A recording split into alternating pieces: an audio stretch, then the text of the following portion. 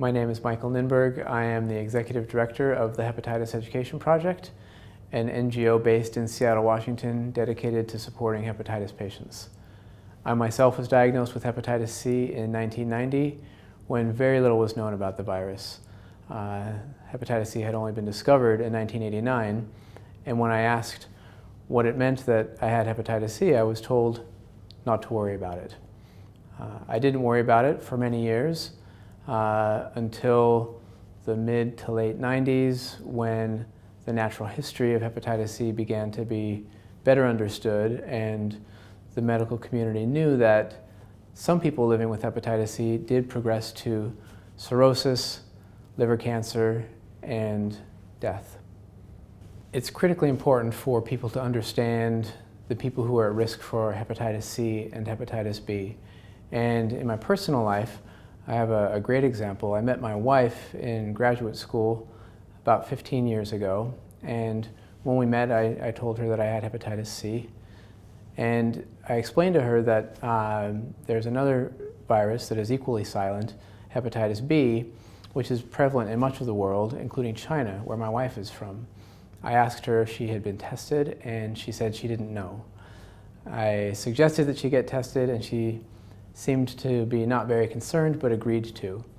Eventually, she did get tested, and it turns out that she has chronic hepatitis B, likely contracted from her mother at birth.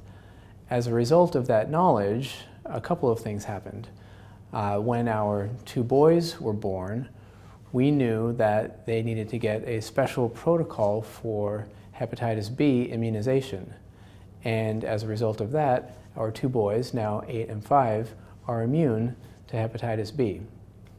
I do think it's important for people to share the fact that they have hepatitis B or hepatitis C, or that they had hepatitis C in the case of those who have been cured, like myself. That said, it is a very personal decision, and some people prefer to be less open about it. I think there's a very liberating aspect in being open about one's condition, whether it's hepatitis C or any number of conditions. By talking about it, there is a reduction in the stigma associated with it.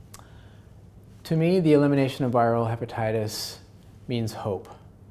Hope that much of the world, those patients who have been diagnosed, get the treatment and cures that they need to go on living their lives without fear of progressing to serious illness.